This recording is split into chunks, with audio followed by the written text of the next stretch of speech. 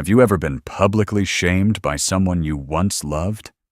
Isabel Hart knew that pain all too well. At a lavish gala, her ex-husband, the brilliant Dr. Aris Thorne, paraded his pregnant mistress, leaving Isabel to face a storm of whispers and pity. He thought he had won, that he had broken her. But Isabel was holding a secret of her own, a truth so powerful it would not only shatter Aris's perfect new world, but redefine everything he thought he knew about love, loss, and the woman he so carelessly threw away. What was her secret? The ballroom of the St. Regis sparkled with a cruel, knowing light, the kind that magnifies every flaw and amplifies every whisper. For Isabel Hart, it felt like standing in a house of mirrors, each reflection a distorted, more broken version of herself. It had been a year since the divorce, a year of meticulously rebuilding the shattered architecture of her life, and tonight was meant to be her unveiling.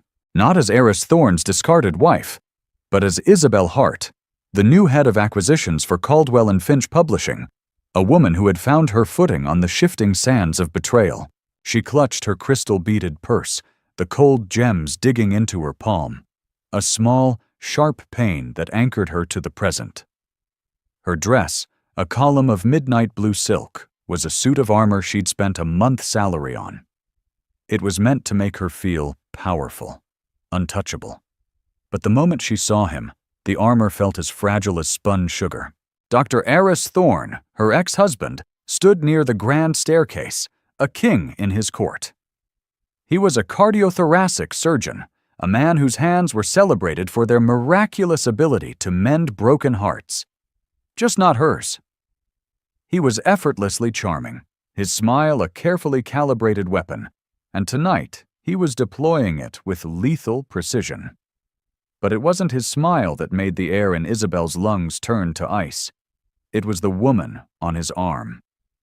Sophie Caldwell, younger, softer, with wide, innocent eyes that were anything but. She was the heiress to the Caldwell pharmaceutical empire, a name that carried weight and, as Isabel now saw, a certain roundness. Sophie was pregnant.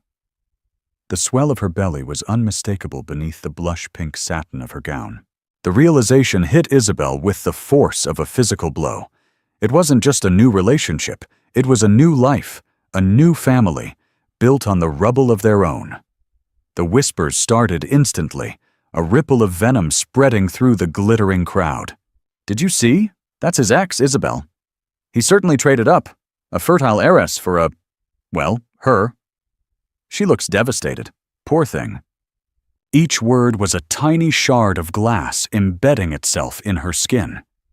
She could feel hundreds of eyes on her, a mixture of pity and morbid curiosity. She wanted to run, to dissolve into the shadows, but her feet were cemented to the plush carpet. Then, Aris saw her. His smile faltered for a fraction of a second, a flicker of something she couldn't decipher. Surprise? Guilt? It was gone as quickly as it appeared, replaced by a cool, almost challenging gaze. He whispered something to Sophie, whose hand flew to her belly in a gesture of protective pride. Then they started walking towards her. It was a calculated move, a public execution. Every head in the ballroom turned. The string quartet seemed to quiet, the clinking of champagne flutes ceasing. Isabel was alone on an island, the tide of social scrutiny rushing in. "Isabel," Aris said, his voice smooth but with an edge of steel she knew all too well. "I'm surprised to see you here." "Aris," she managed, her own voice a stranger to her ears, thin and reedy. "It's a publishing event. I work in publishing now, remember?" "Ah, yes. Caldwell and Finch Publishing," he said, the name a deliberate twist of the knife. He gestured to the woman beside him. "You know my fiancée, Sophie Caldwell, of course." Sophie's smile was sickly sweet. "It's so lovely to see you again, Isabel. We're just so happy." She emphasized the "we," her hand never leaving the gentle curve of her stomach. The diamond on her finger was a blinding star, far larger than the one Aris had given Isabel. "I can see that," Isabel said, her gaze fixed on that triumphant hand. "Congratulations." The word felt like swallowing dust. Aris's expression was one of smug satisfaction. This was what he wanted. He wanted to show everyone that he had moved on, that he had won. He wanted to humiliate her, to erase the 5 years they had shared, as if they were nothing more than a regrettable first draft. "Yes, we're expecting a boy," Aris announced, his voice booming with a theatrical pride that was clearly intended for the audience now shamelessly eavesdropping. "A little heir to carry on the Thorn name, something I've wanted for a very long time." The barb was aimed directly at her heart, and it found its mark. Their struggles with fertility had been a silent, painful battle. A landscape of dashed hopes and clinical disappointments that had eroded the very foundation of their marriage. He had always made her feel like she was the one who was lacking, the one who was broken. Tears pricked the back of her eyes, hot and furious. But she wouldn't give him the satisfaction. She would not cry. She would not crumble. She lifted her chin, meeting his cold, gray eyes with a fire she didn't know she possessed. "An heir," she repeated, her voice suddenly clear and steady. "How wonderful for you, Aris." She held his gaze for a long moment, letting the silence stretch. In that quiet space, she saw a flicker of unease in his eyes. He had expected tears, a scene, a retreat. He had not expected this unnerving calm. She then turned her attention to Sophie, offering a small, enigmatic smile. "And you, Sophie, you must be thrilled.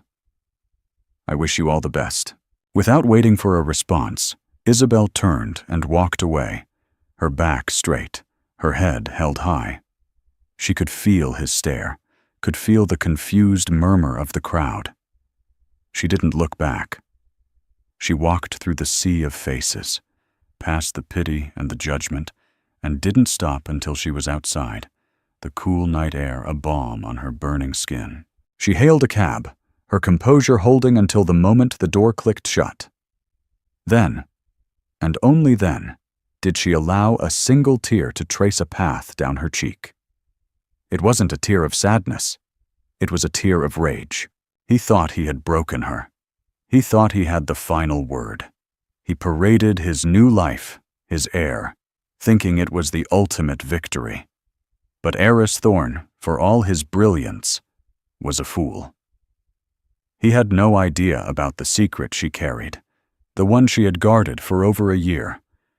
A secret that, when revealed, would not just level his carefully constructed kingdom, but leave him utterly and irrevocably speechless.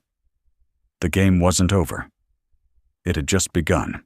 The taxi ride back to her apartment was a blur of streetlights and shadows, each one a fleeting image of her past with Aris, the Upper East Side brownstone they had shared, now his and Sophie's, the small Italian restaurant where he'd proposed, the park where they used to walk their golden retriever, a dog he'd insisted on keeping. Each memory was now tainted, a photograph burned at the edges by the night's events. Isabel's apartment, a cozy one-bedroom in Greenwich Village, was her sanctuary. It was the first place that was truly hers. Filled with books from floor to ceiling, mismatched furniture from flea markets, and the lingering scent of lavender and old paper. It was a world away from the sterile minimalist perfection Aris had demanded in their home. She dropped her purse on a worn armchair and kicked off her heels, the relief immediate and profound. The midnight blue dress, her armor, now felt like a cage. She unzipped it, letting it pool at her feet, and padded into her bedroom in her slip. The first thing she did was walk to the small antique rocking horse that stood in the corner. It was a beautiful thing, carved from dark cherry wood, its painted eyes full of gentle wisdom. She had found it at a dusty antique shop upstate, a relic of a bygone era, and had restored it herself, sanding down the rough edges and restaining the wood until it shone with a soft luster. Her fingers traced the smooth curve of its mane. This room, this apartment, this life. It was all built around a ghost, a tiny, perfect ghost she had never been able to hold. The humiliation at the gala was a fresh wound, but it lay on top of an older, deeper one. Eris's final cruel pronouncement about his heir had been a deliberate reopening of that wound. He knew exactly where to cut. Their journey through infertility had been a lonely one, made lonelier by Eris's clinical detachment. For him, it was a medical problem to be solved, a failure of biology. For Isabel, it was a profound, soul-crushing grief. He saw it as a series of procedures and statistics. She saw it as a series of lost dreams. He grew impatient, then resentful. He started staying out late, the scent of unfamiliar perfume clinging to his scrubs. The diagnosis of unexplained infertility became his excuse to look elsewhere, to find a solution that didn't involve her. The divorce papers had been served on the 2nd anniversary of their last failed IVF cycle. The cruelty of the timing was not lost on her. Now, standing in her quiet bedroom, the silence was broken by a soft coo from the other room. It was a sound that both healed and broke her heart a little more each day. She walked into the small adjoining room, a space that was once a walk-in closet, now transformed. The walls were painted a soft, buttery yellow. A mobile of hand-stitched felt stars and moons hung from the ceiling. In the center of the room, in a simple white crib, lay her secret. Noah. He was 13 months old, a perfect, beautiful boy with a tuft of dark, curly hair and eyes the color of a stormy sea. Aris's eyes. He was stirring in his sleep, his little rosebud mouth making sucking motions. Isabel's secret wasn't a new lover or a hidden fortune. It was a child. Eris's child. Their child. Her hand instinctively went to her locket, a simple silver oval she never took off. Inside wasn't a picture, but a tiny folded piece of paper. It was a receipt from the fertility clinic, dated a month before Eris had left her. It was for the final storage payment for their remaining embryos, the ones Aris had told her he'd instructed the clinic to destroy. He had lied. In his haste to start his new life with Sophie, he had been sloppy. He had signed the consent form for destruction, but had never followed up, never paid the final disposal fee. The clinic, bound by protocol, had sent Isabel a final notice. Her name was on the account, too, after all. She had stared at that notice for a week, a maelstrom of anger, grief, and a wild, defiant hope swirling inside her. He had discarded their potential children as easily as he had discarded her. But he hadn't succeeded. A part of them, a tiny, frozen possibility, still existed. The decision had been terrifying, a leap of faith into an unknown future. She had used the last of her savings, the money she'd set aside for a down payment on a small bookstore she'd dreamed of owning, and had gone through with the transfer. Alone. 9 months later, Noah was born. He was the product of their last, most viable embryo, a perfect, healthy baby boy. Her son. She had told no one. Her family lived across the country, and she had spun a story of a whirlwind romance with a man who wasn't ready for fatherhood. It was a flimsy shield, but it was enough. The world thought she was a single mother by choice. No one suspected the truth. Noah stirred again, his eyes fluttering open. He saw her, and a gummy, heart-stopping smile spread across his face. He lifted his chubby arms towards her. "Mama," he babbled, a sound that was music to her ears. Isabel lifted him from the crib, his warmth and weight a solid, reassuring presence in her arms. He smelled of milk and baby powder, the scent of pure innocence. She buried her face in his soft curls, inhaling the scent of him, the scent of her salvation. "Hello, my sweet boy," she whispered, her voice thick with emotion.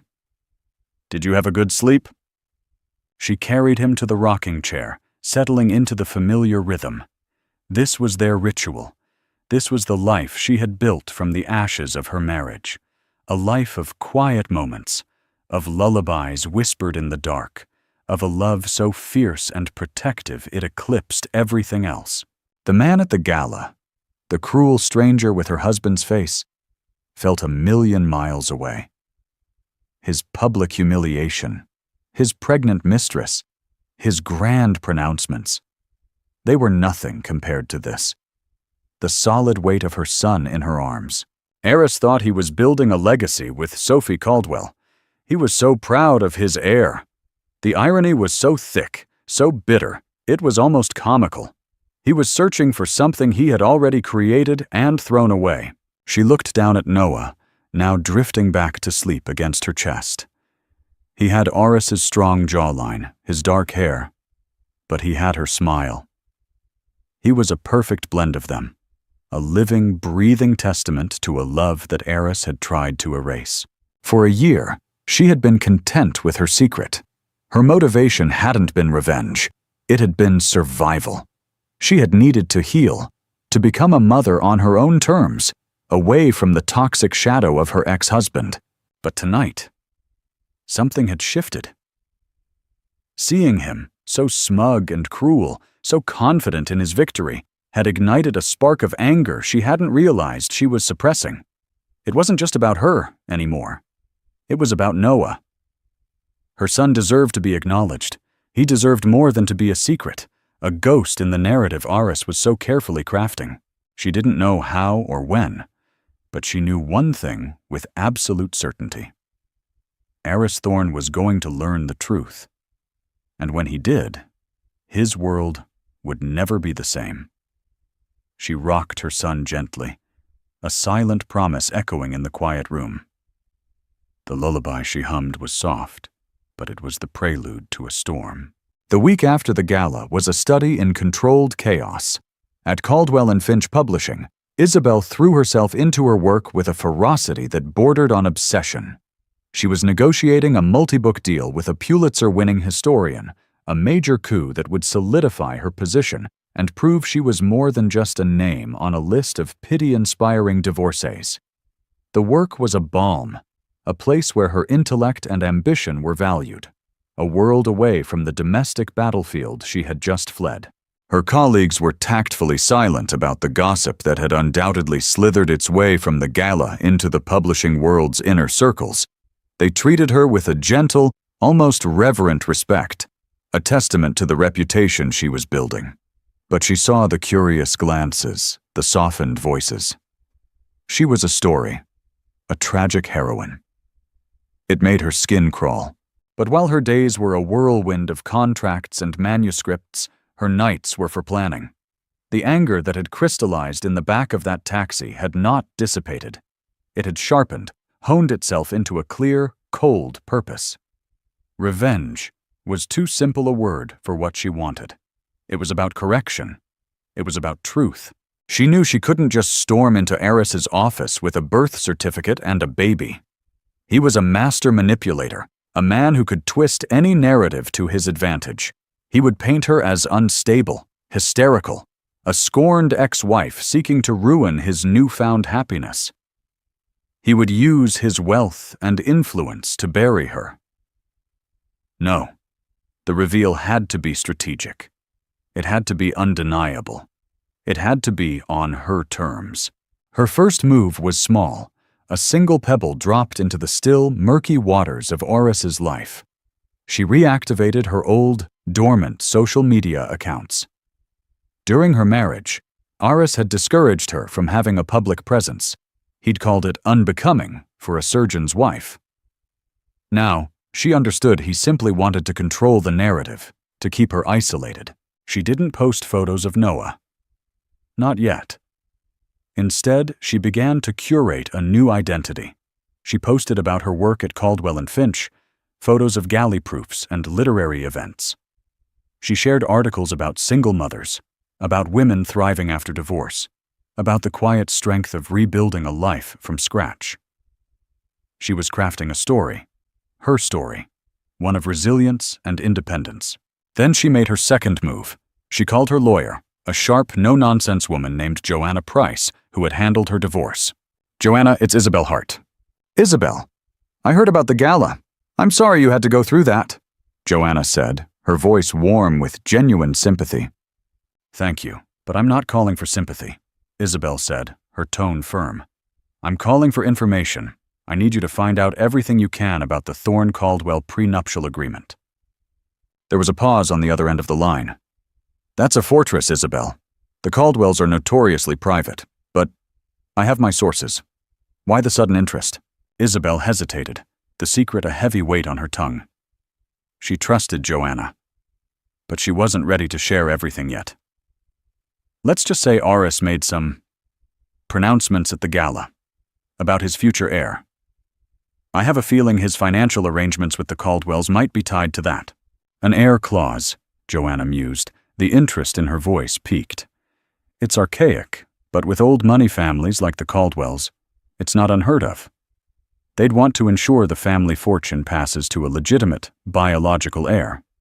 It protects the bloodline, so to speak. I'll see what I can dig up. Discreetly, of course. Thank you, Joanna. That's exactly what I need.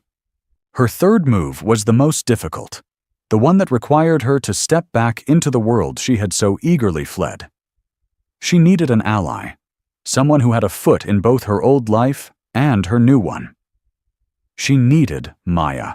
Maya had been her best friend since college, a fiercely loyal, brilliantly funny art curator who had been her rock during the divorce.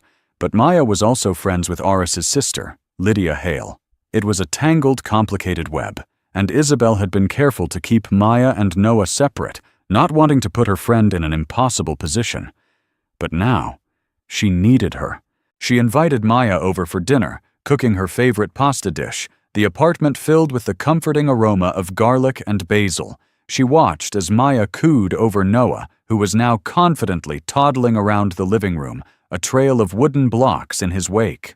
He's just perfect, Isabel, Maya said, her eyes shining as she watched him. He has your smile, but my God, those eyes are pure thorn. Isabel's heart skipped a beat. You think so? Are you kidding? They're heiresses. It's uncanny. Maya looked up, her expression softening. It must be so hard, seeing him in your son every day. Isabel took a deep breath. It was time. That's what I need to talk to you about, May. She told her everything. The lie Aris told about the embryos, the notice from the clinic, the secret pregnancy, the birth of Noah. She watched as Maya's expression shifted from confusion to shock, then to a slow-burning fury on her behalf.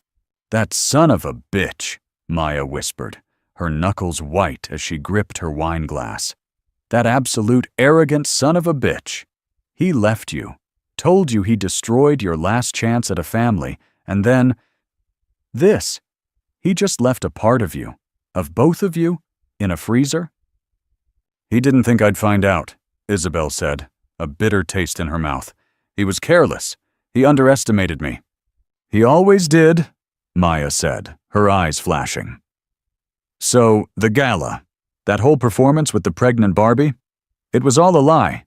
He's celebrating an heir when his firstborn son is right here, living in a walk-up in the village. The sheer, staggering hypocrisy of it hung in the air between them. What are you going to do? Maya asked, her voice low. I'm going to correct the record, Isabel said. But I need to be smart about it. He'll fight me, Maya. He'll try to destroy me, which is where you come in. She explained her plan, the need for information, for an inside perspective. She needed to know what Aris was saying, how the Caldwell family was reacting, the whispers behind the closed doors of their elite circle. Maya didn't hesitate. Lydia's having a baby shower for Sophie next month, a ridiculously over-the-top affair at the plaza. I'm invited. I'll be your eyes and ears. I'll find out everything. Her loyalty was a shield, and Isabel felt a surge of gratitude so strong it almost brought her to tears. The final piece of her plan fell into place a week later. It was a package delivered by courier to her office. Inside was a single, sleek, black USB drive and a note from a private investigator she had hired, a man who specialized in digging up the digital ghosts of the wealthy. The note was simple. The files you requested. He was as careless with his data as he was with everything else. Isabel plugged the drive into her laptop, her heart pounding. It contained archived text messages and emails from Aris's accounts, recovered from old cloud backups he had forgotten to delete. It was a long shot, but she was hoping for a single thread. She spent hours scrolling through years of mundane conversations, dinner plans, and medical jargon. And then she found it. An email chain between Aris and his lawyer from 18 months ago, 2 months before he'd left her. The subject line was, Marital Asset Division. She read through the legal jargon, her eyes scanning for one thing. And there it was, a single, damning sentence in an email from Aris. And to be clear, I want all cryopreserved materials from the fertility clinic destroyed. I want a clean break. No loose ends. This is non-negotiable. It was the proof, the undeniable black and white proof that he had not just forgotten or been careless. He had given a direct, explicit order to erase their potential children. He had lied to her face, telling her he'd taken care of it, when in reality, he had simply walked away, assuming the clinic would handle his dirty work. But the most damning part was the date. He was already planning the divorce, already consulting lawyers, already talking about clean breaks, while she was still injecting herself with hormones, still hoping for a miracle, still believing they were in it together. The cold, calculated cruelty of it stole her breath. This wasn't just a betrayal. It was a desecration of the most sacred, vulnerable part of their life together. She saved the email, her hands trembling. This was the weapon. Not just the existence of Noah, but the proof of Aris's intent, the proof of his lie. She looked out her office window, the Manhattan skyline stretching out before her. The city lights seemed to glitter with a new, sharper promise. The ripple she had started was about to become a wave, and it was heading straight for Dr. Aris Thorne. The baby shower for Sophie Caldwell was exactly as Maya had predicted, a symphony of pastel excess. Held in a private suite at the Plaza Hotel, the room was suffocating in peonies and hydrangeas, the air thick with the scent of expensive perfume and entitlement. Women with surgically perfected faces and heirloom jewels pecked at macarons and spoke in hushed, conspiratorial tones. It was a piranha tank disguised as a tea party. Maya moved through the crowd with the practiced ease of a seasoned diplomat, her artist's eye taking in every detail. She offered congratulations to Sophie, who was enthroned on a white velvet armchair, a beatific smile plastered on her face as she unwrapped an endless succession of cashmere onesies and silver rattles. Lydia Hale, Aris's younger sister, fluttered about, playing the gracious hostess. Maya had always found Lydia to be the most approachable of the Thornes, possessing a warmth that her brother sorely lacked. She cornered her near the champagne fountain, offering a non-alcoholic version, of course. "Lydia, you look radiant. Hosting suits you," Maya began, her tone light and breezy. "Maya, I'm so glad you could make it," Lydia gushed. "Isn't this just wonderful? Aris is on cloud 9. He's finally getting the family he's always dreamed of." The phrase, so similar to the one Aris had used at the gala, sent a chill down Maya's spine. It was the party line. "He seems incredibly happy," Maya agreed, fishing. "It all happened so fast, though. I mean, the divorce from Isabel, and now this. It's a whirlwind." Lydia's smile tightened, almost imperceptibly. "Well, sometimes you just know. And Sophie is uncomplicated. She's exactly what Aris needs. What our family needs." She glanced towards the Caldwell matriarch, a formidable woman with diamonds at her throat and eyes like chips of ice, holding court in the corner. "The merger of our two families is a blessing for everyone." Merger. The word was so cold, so clinical. This wasn't a romance. It was a corporate takeover. "And Isabel?" Maya asked, feigning casual curiosity. "Has anyone heard from her? I feel so awful for her, seeing all this splashed everywhere."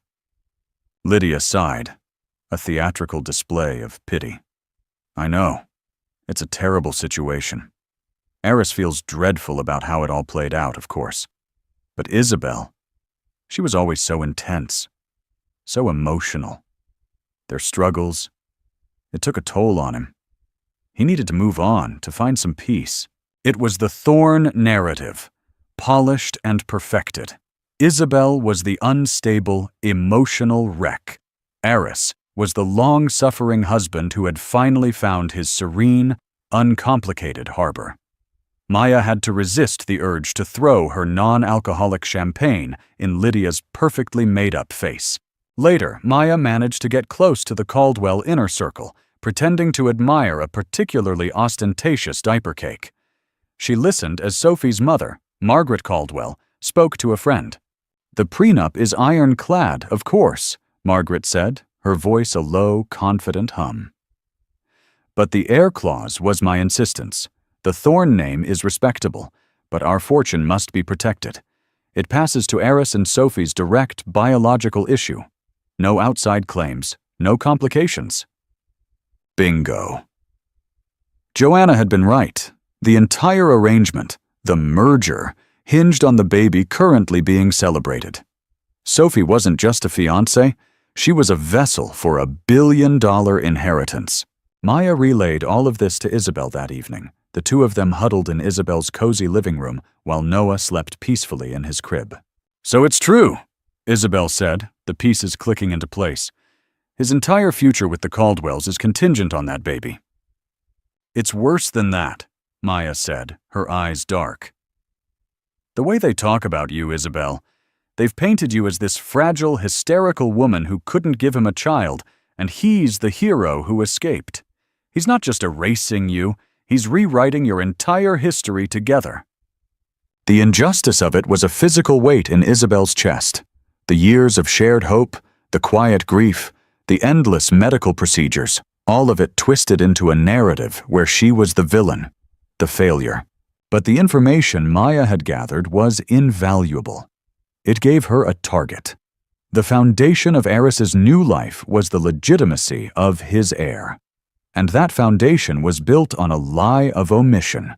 The next day, Isabel put the second phase of her own whisper campaign into motion. It started with a single anonymous email sent from an encrypted service to a notorious gossip columnist who covered the Manhattan elite. The email was short and tantalizing. Subject: The Thorn Miracle Baby. One has to wonder about the immaculate timing of the Thorn Caldwell heir. Dr. Eris Thorn and his ex-wife, Isabel Hart, famously struggled with infertility for years. Now, mere months after their divorce, his new heiress fiancée is pregnant. Is Dr. Thorn's virility suddenly restored? Or is there more to this story? Perhaps someone should look into the records at the city's top fertility clinics. Some secrets are frozen, just waiting to be thawed. It was a breadcrumb, a tiny morsel of insinuation. But in the voracious world of high society gossip, it was a feast. Simultaneously, Isabel began to subtly change her social media presence. She posted a picture of the antique rocking horse in her bedroom. The caption was simple: "Sometimes, the things we restore from the past bring the most joy to our present." Then a picture of a stack of children's books on her nightstand. Research for a new project, or maybe just for me. They were just whispers, hints of a life that didn't align with the tragic, childless narrative the Thorns were peddling. It was just enough to make people wonder. The first sign that the campaign was working came from Joanna Price. "I got a strange call today," her lawyer said over the phone. "From Richard Hale, Eris's father." Isabel sat up straighter. Richard Hale was the patriarch, a retired titan of industry, a man who valued reputation and control above all else. "He was fishing," Joanna continued. "He said he was reviewing some old family trusts and wanted to confirm the details of your divorce settlement. Specifically, he asked if there were any outstanding biological assets." Isabel's blood ran cold. "What did you say?" "I told him that all finalized assets were outlined in the divorce decree and that I couldn't discuss any confidential details." But Isabel, he was spooked. Someone has been whispering in his ear. The gossip column had run a blind item, a thinly veiled piece about a celebrated surgeon and his miraculous new heir, questioning the convenient timing. It was enough to rattle the old guard. Richard Hale would not tolerate a scandal, especially one that could jeopardize the Caldwell merger. The pressure was building. Aris, cocooned in his new life, was likely oblivious, but his family was not. They were starting to ask questions. The final, and most crucial, part of her plan was Noah's upcoming DNA test. It was a simple at-home kit, but the results, certified by a lab, would be her silver bullet, the proof that would make all the whispers a verifiable roar. She swabbed the inside of Noah's cheek while he slept, his little face a picture of innocence. It felt like a betrayal of his peace, but it was a necessary evil. She was doing this to protect him, to give him the legacy he was entitled to, a legacy his father had tried to deny him. She sealed the sample and sent it off. A prayer whispered over the package. A few days later, Maya called, her voice breathless with excitement. "You are not going to believe this," she said. "I had lunch with Lydia, and she was a wreck. She said Eris and Sophie had a massive fight." "About what?" Isabel asked, her heart hammering. "About you," Maya said. "Sophie saw your social media posts, the rocking horse, the books. She accused Aris of still being attached to you. She's insecure, Isabel, and paranoid. She asked him point blank if there was any chance you could have a claim on him, on them. He, of course, laughed it off, called her hormonal. But the seed has been planted. The whisper has reached the inner sanctum." Isabel closed her eyes, a slow smile spreading across her face. It was working. The fortress Aris had built around himself was beginning to show cracks. His uncomplicated life was about to get very, very complicated. The whispers were growing louder, and soon they would be impossible to ignore. Aris Thorne prided himself on his control. In the operating room, he was a god, orchestrating a delicate ballet of life and death with unflappable precision. His world was one of sterile fields, predictable outcomes, and absolute authority. He had applied the same principles to his personal life, excising Isabel like a diseased tissue and suturing Sophie into her place. It was a clean, successful procedure, or so he thought. The first tremor of doubt came not from a gossip column, but from his own father. Richard Hale had summoned him to his cavernous, wood-paneled study, a room that had always felt more like a courtroom than a family space. "There are rumors, Aris," Richard had said, his steepled fingers casting a long shadow across his mahogany desk. "Whispers about your divorce, about Isabel."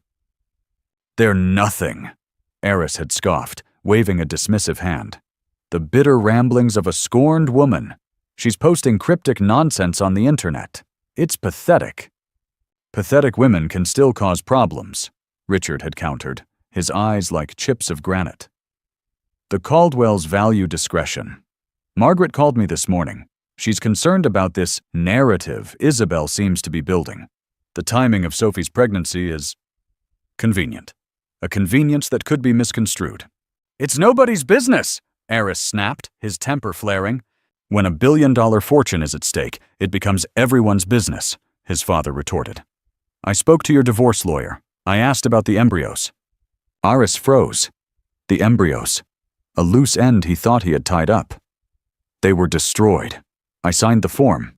"You signed a consent form," Richard corrected him, his voice dangerously low. "But did you confirm the action was carried out? Did you ensure the account was closed? Or did you, in your usual arrogant haste, simply assume it was done?" The question hung in the air, heavy and suffocating. Aris couldn't answer. He hadn't checked. He had been so eager to wash his hands of Isabel, of their failed attempts, of that whole miserable chapter of his life, that he had just walked away. He had outsourced the emotional dirty work to a clinic, to a piece of paper. He left his father's house with a knot of anxiety tightening in his stomach. For the first time in a long time, he felt a prickle of uncertainty, a loss of control. The feeling intensified at home. Sophie, who had once been his calm harbor, was now a stormy sea of hormonal anxieties. She had seen Isabel's posts, had heard the whispers from her friends. "Why is she posting about rocking horses, Aris?" she had demanded, her eyes welling with tears. "Is she seeing someone? Does she have a baby? Are you hiding something from me?" "It's a cry for attention, that's all." He had soothed, stroking her hair, but his words felt hollow, even to himself. The image of the rocking horse, so unlike anything the minimalist Isabel he knew would own, was strangely unsettling. The unease festered, a low-grade infection in his otherwise perfect life. He found himself thinking about Isabel at odd moments. He remembered her quiet strength, her fierce intelligence, the way she could dissect a novel or a political argument with a clarity that both impressed and intimidated him. He had called her intense, emotional. Now he wondered if what he'd really meant was that she was challenging. Unlike Sophie, who agreed with everything he said, Isabel had pushed back, had forced him to be better. He had found it exhausting. Now he found Sophie's placid agreement boring. The breaking point came a week later. He was in his office at the hospital, reviewing patient files, when a certified letter arrived. It was from a law firm he didn't recognize. His hands, usually so steady, trembled slightly as he slid open the envelope. Inside was a single document, a laboratory report, a DNA analysis. He read it once, then twice, the medical jargon swimming before his eyes. But the conclusion was stark, clinical, and undeniable. Participant 1. Noah Hale. Participant 2. Alleged father. Dr. Aris Thorne. Result: the probability of paternity is 99.9999%. Dr. Aris Thorne is not excluded as the biological father of the child, Noah Hale. The paper slipped from his fingers, fluttering to the floor. Noah Hale. A name, a child, a son. His son. The sterile white walls of his office seemed to close in on him. He couldn't breathe. The carefully constructed world he had built for himself, the prestigious job, the wealthy fiancé, the impending heir, crumbled to dust in an instant. It was all a lie, a grand, elaborate farce. He thought back to the gala, to his smug pronouncements, his cruel public humiliation of Isabel. He had stood there, boasting about his heir, while his true heir, his firstborn son, was hidden away. A secret she had kept for over a year. The sheer scale of her deception, of her quiet, patient revenge, was breathtaking. She had let him build his gilded cage, and then, with a single piece of paper, she had shown him that he was the one who was trapped. He stumbled out of his office, muttering an excuse to his bewildered secretary. He drove, not to his pristine townhouse and his pregnant fiancée, but to Greenwich Village. He didn't know her exact address, but he knew the neighborhood. It was where she had always wanted to live, full of the bookstores and cafes she loved. He found her building, a charming pre-war walk-up with overflowing flower boxes. He buzzed her apartment, his thumb pressing down on the button as if it were an emergency call. "Hello?" Her voice, cautious and wary, came through the intercom. "Isabel, it's me. We need to talk." There was a long silence. He could picture her on the other end, her mind racing. He had expected her to hang up, to deny him entry. But the buzzer sounded, a sharp, electric command. He pushed the door open and took the stairs, 2 at a time, his heart pounding a frantic, terrified rhythm against his ribs. She was waiting for him at her open door. She was dressed in simple jeans and a soft sweater, her hair pulled back in a messy bun. She looked different, calmer, stronger. There were no traces of the heartbroken woman from the gala. Her apartment was just as he had imagined, warm and cluttered and full of books, and in the center of the living room, standing unsteadily on his own 2 feet, holding onto the leg of a coffee table, was a little boy with a riot of dark, curly hair and his own gray eyes. Aris stopped dead in the doorway, the sight of the child stealing the air from his lungs. It was like looking at a photograph of himself as a baby. The resemblance was absolute. undeniable. The boy looked at him with a child's open curiosity. No fear, no judgment. Then he smiled, a wide, gummy smile that was pure Isabel. Eris's legs gave out. He sank to his knees in the hallway, the world tilting on its axis. He had come here for a confrontation, for an explanation, for a fight. But all he could do was stare at the face of the son he had never known, the child he had ordered to be destroyed. "His name is Noah," Isabel said, her voice quiet but firm, with no hint of triumph, only a profound, unshakable certainty. Eris looked from the boy to her, his face a mask of disbelief and dawning horror. The full weight of his actions, of his lies and his cruelty, crashed down on him. He had thought he was the one in control, the one who had won. But he was the fool. He was the one who had lost everything that ever mattered. He opened his mouth to speak, but no words came out. He was, for the first time in his life, utterly and completely speechless. The silence in the apartment was a living thing, thick with unspoken accusations and the wreckage of a dozen lies. Eris remained on his knees in the doorway, a fallen king before a throne he didn't know existed. Noah, oblivious to the drama unfolding, let go of the coffee table and took a wobbly step towards the strange man in his hallway, his expression one of pure, unfiltered curiosity. Isabel watched the scene, her heart a tangled knot of emotions. There was a grim satisfaction. Yes, but it was overshadowed by a deep, aching sadness for the little boy who was staring at his father for the first time. This was not how it was supposed to be. "Get up, Eris," she said, her voice soft but firm. "You're frightening him." Her words seemed to break the spell. Eris staggered to his feet, leaning against the doorframe for support. He couldn't take his eyes off Noah. "How?" he finally managed to whisper, the single word encompassing a universe of questions. "How could you do this? How did you keep this from me? How is he real?" "You should know how, Eris. You were there for the first part," Isabel said, a touch of ice in her tone.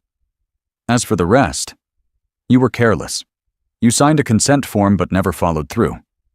The clinic contacted me before they would proceed with the disposal. They needed consent from both parties. Your loose end was still tied to me." The word disposal hung in the air, ugly and clinical. Eris flinched as if struck. "I thought," he stammered, running a hand through his perfectly styled hair, messing it up for the first time she could remember. "I assumed they would just—" "You assumed?" She finished for him, her voice flat. "You assumed you could just sign a piece of paper and erase a part of our life, a part of me. You assumed I would just disappear. You assumed a lot of things, Eris." She bent down and scooped Noah into her arms, holding him close. The gesture was both maternal and defensive, a clear line drawn in the sand. This child was hers. Eris finally tore his gaze away from the boy and looked at her. Truly looked at her. He saw the strength in her jaw, the clarity in her eyes. The woman he had dismissed as emotional and intense had orchestrated this revelation with the precision of a surgeon. His surgeon. "Why, Isabel?" he asked, his voice cracking. "Why keep him a secret for so long? Was this all just revenge? To wait for the perfect moment to destroy me?" Isabel laughed, a short, bitter sound devoid of humor. "Destroy you? Oh, Eris, you give yourself too much credit. And me, not nearly enough. This wasn't about you. Not at first. This was about me. It was about surviving you. Do you have any idea what it was like? Discovering I was pregnant a month after you left me? After you told me you had destroyed our last chance? I was alone. And terrified. And grieving the end of my marriage. The last thing I needed was your judgment, your control, your presence." She walked over to the window. Noah settled on her hip and looked out at the bustling street below. "I needed to do it on my own. I needed to become his mother without you telling me I was doing it wrong. I needed to build a life for us, a safe one, far away from the wreckage you created. So no, this wasn't about revenge. It was about sanctuary. But the gala, he insisted, his voice pleading. The DNA test. You sent it to me. You wanted me to know. You wanted to hurt me. Yes, she admitted, turning back to face him, her eyes flashing with a fire he hadn't seen since their early days. I did. Because at that gala, you didn't just introduce your new fiancé. You publicly shamed me for the one thing that almost broke me. My inability to give you a child. You stood there, so smug and proud, and you used our most private pain as a weapon to humiliate me. You made it about my failure, and I realized then that my silence was protecting you. It was allowing you to build this new life on a foundation of lies. And Noah, my son, he deserves more than that. He is not a dirty secret. He is not a loose end. He is your son. Every word was a perfectly aimed dart, puncturing his ego, his self-delusion, his carefully crafted narrative. He had no defense. She was right. He had been cruel, not just in his actions, but in his intent. He had wanted to hurt her, to prove to the world and to himself that leaving her was the right choice. The fight went out of him, replaced by a wave of shame so profound it made him feel sick. He sank onto the edge of a worn armchair, the one she'd dropped her purse on the night of the gala, and buried his face in his hands. I'm sorry, he mumbled into his palms. The words were inadequate, a pebble against an avalanche of wrongdoing, but they were all he had. Isabel, I am so sorry. He looked up, his eyes red-rimmed. I was a coward. I was drowning, in the pressure from my family, in the disappointment, in my own failure. I couldn't fix it. I couldn't fix us, so I ran. And I blamed you, because it was easier than blaming myself. It was monstrous. It was the first time she had ever heard him admit to failure, to weakness. The confession, raw and unvarnished, cracked open something inside her. The hard shell of her anger began to soften, revealing the bruised heart beneath. Noah, sensing the shift in the emotional atmosphere, began to squirm in her arms, reaching a chubby hand out towards Aris. "Dada?" he said, the word a clumsy, hopeful question. He had heard the word in parks and on television, a sound without a face. Aris's head shot up, his face crumpled, the carefully maintained mask of the brilliant surgeon shattering completely. A sob escaped his throat, a raw, ragged sound of pure anguish. Isabel's own eyes filled with tears. This was the moment she had both dreaded and, in a secret corner of her heart, longed for. The collision of their two worlds, the past and the present, the lie and the truth. She carried Noah over to him, her movements slow and deliberate. She knelt in front of her ex-husband, the man who had broken her heart, and held out their son. "He's your son, Aris," she said softly. "He deserves to know his father." Aris looked from her face to the child's, his expression a mixture of terror and wonder. He slowly, hesitantly, reached out a hand, the same hand that had performed miracles on strangers, and gently touched Noah's cheek. The baby leaned into his touch, his skin soft and warm. In that moment, the war between them was over. The strategies, the whispers, the calculated revelations, they all fell away. All that was left was this small, sacred space, a quiet apartment in the village, where a man was meeting his son for the very first time, and a woman was watching the father of her child finally, truly, confess. The unraveling was complete. Now the question was what, if anything, could be rebuilt from the ruins. The news of Noah's existence hit the Thorne and Caldwell families like a seismic shockwave. It wasn't a whisper anymore. It was a full-throated scandal, detonated by Aris himself. After leaving Isabel's apartment, his world irrevocably altered. He had driven straight to his father's house. But this time, he didn't go to the courtroom study. He went to the family drawing room, where Richard Hale and his mother, Catherine, were having their evening sherry. Sophie and her mother, Margaret, were scheduled to join them for dinner. The merger was to be finalized. Aris walked in, his suit rumpled, his face pale and tear-streaked, and simply said, "I have a son." The confession that followed was brutal and unsparing. He omitted nothing. His lie about the embryos, his cruelty to Isabel, the DNA test, the meeting with his 1-year-old child. He took full ownership of the deceit, the cowardice, the staggering arrogance. Richard Hale, for the first time in Aris's memory, was silent. His face, usually a mask of stern control, was ashen. Catherine, a woman who communicated primarily through disappointed sighs, began to weep quietly into a silk handkerchief. The doorbell rang, announcing the arrival of the Caldwells.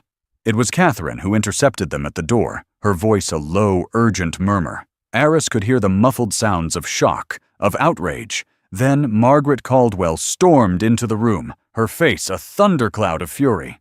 Sophie trailed behind her, her eyes wide with disbelief and betrayal. "Is this true?" Margaret demanded, her voice like cracking ice. She wasn't speaking to Aris, but to Richard. This was a deal gone wrong, a breach of contract between dynasties. "It is," Aris said, his voice hoarse. He turned to Sophie, whose hand was protectively on her own pregnant belly. "Sophie, there's no excuse. I lied to you, to everyone." Sophie stared at him, her fairy tale romance dissolving into a nightmare. "A son? You have a son? With her?" The word "her" was laced with a venom that surprised even Aris.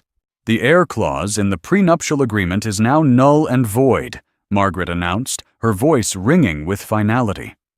"This child, this outside complication predates your own. He is the Thorne heir. My daughter will not be party to this farce. The engagement is off. The wedding is cancelled. All arrangements are terminated." She was not just ending a relationship. She was scuttling a merger. She grabbed her daughter's arm, pulling her towards the door. "We're leaving." Sophie looked back at Aris, her face a mess of tears and fury. "You humiliated me," she sobbed. "You made me a fool." And then she was gone, the front door slamming shut with a sound that echoed the closing of a chapter in Aris's life. The fallout was swift and brutal. The next day, the gossip columns, which had previously only hinted and whispered, exploded with the full, sordid story.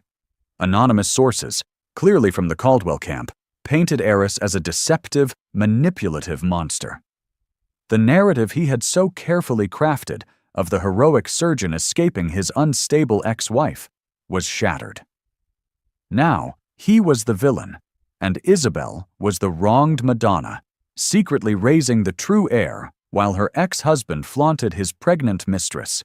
At the hospital, he was met with a wall of silence.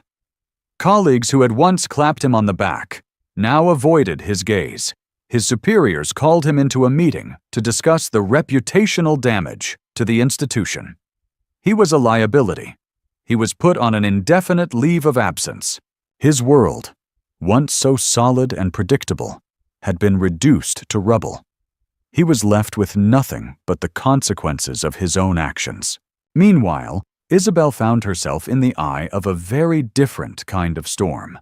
Her phone rang incessantly with calls from reporters, from talk shows, from publishers wanting to buy the rights to her incredible story of resilience. She ignored them all. She had not done this for fame or fortune. Her victory felt hollow. She had wanted to correct the record, to claim her son's identity. She had achieved that. But the public spectacle made her deeply uncomfortable.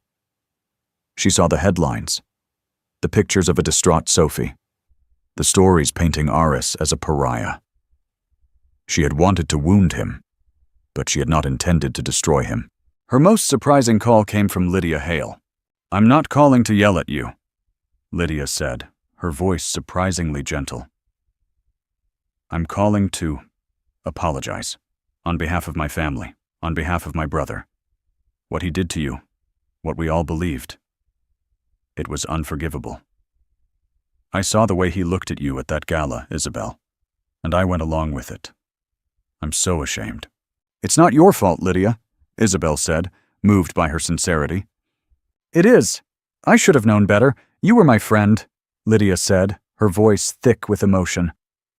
Is the baby okay? His name is Noah, Isabel said softly, and he's perfect. I'd like to meet him someday, if you'd let me. He's my nephew. The request, so simple and heartfelt, was a crack of light in the darkness. This wasn't just about her and Oris anymore. It was about a family. A broken, messy, complicated family. But Noah's family, nonetheless. A few days later, Oris appeared at her door again. He looked like a ghost. He was thinner, his eyes were haunted, and he was dressed in jeans and a rumpled shirt, a far cry from his usual tailored suits. He didn't ask to come in. He just stood in the hallway, holding a large, clumsily wrapped gift. It's for him, he said, his voice barely a whisper. I know it's not enough. I know it doesn't fix anything. But I wanted to get him something. Isabel took the gift.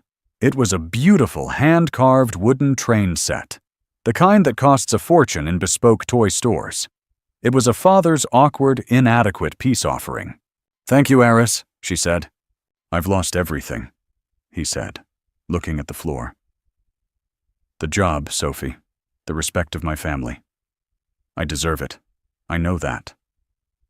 But the only thing I can't bear losing is the chance to know him. My son. He looked up at her, his eyes filled with a desperate, raw plea. Please, Isabel, don't shut me out. Let me be his father. I'll do anything. I'll go to therapy. I'll follow any rules you set. I'll learn. Please. This was a new Aris, stripped of his arrogance, his pride, his power. All that was left was a broken man begging for a chance to be a father. Isabel looked at him, at the man who had caused her more pain than anyone in her life. And she thought of Noah, of his bright, curious eyes, so much like the man standing before her. Her son deserved a father. And maybe, just maybe, this broken man deserved a chance to become one. Okay, Aris, she said, her voice quiet but clear. We can try, but we do it my way, slowly, one step at a time. A single tear rolled down Aris's cheek, a tear not of grief, but of a fragile, terrifying hope. The fallout had been devastating, but in the wreckage, a single, tiny seed of possibility had been planted. The reconstruction of Aris Thorne began not with a grand gesture, but with a picture book. He arrived at Isabel's apartment for his first scheduled visit with Noah, looking as nervous as a first-year medical student on his first day of rounds. He brought with him a copy of Goodnight Moon, its cover already slightly bent from his anxious grip. Isabel set the ground rules with a calm, quiet authority. You can come twice a week, for 1 hour. I'll be here the whole time. We'll start with you just playing with him, reading to him. We'll see how it goes. It was excruciatingly awkward at first. Aris, the man who could command an entire operating theater, seemed to have no idea what to do with a 1-year-old. He sat stiffly on the floor, trying to engage Noah with the wooden train set he'd bought. Noah, for his part, was more interested in chewing on the box. Isabel watched from the armchair, a cup of tea growing cold in her hands. She felt a strange mix of pity and resentment. This was the man who had desperately wanted an heir, yet he had no idea how to simply be with a child. But Aris persisted. He came every Tuesday and Thursday, on time, every time. He slowly learned to unbend, to get down on the floor and make silly noises. He learned that Noah loved it when he made the train whistle, and that he would giggle uncontrollably if Aris pretended to sneeze every time a block tower fell over. He started reading Goodnight Moon at the end of each visit. His deep, resonant voice, once used to deliver devastating diagnoses, now murmuring about a quiet old lady whispering, "Hush."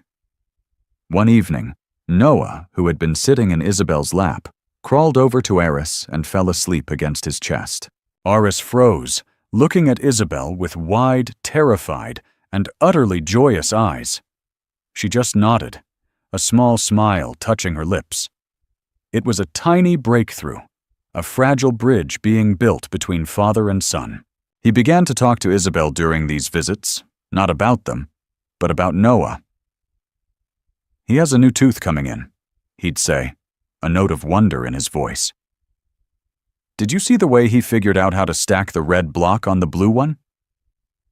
He was discovering his son, and in doing so, he was discovering a part of himself he never knew existed. He also started therapy, something the old Eris would have scoffed at. He told Isabel about it one evening, as he was packing up to leave. "My therapist says I have a pathological need for control," he said, not looking at her.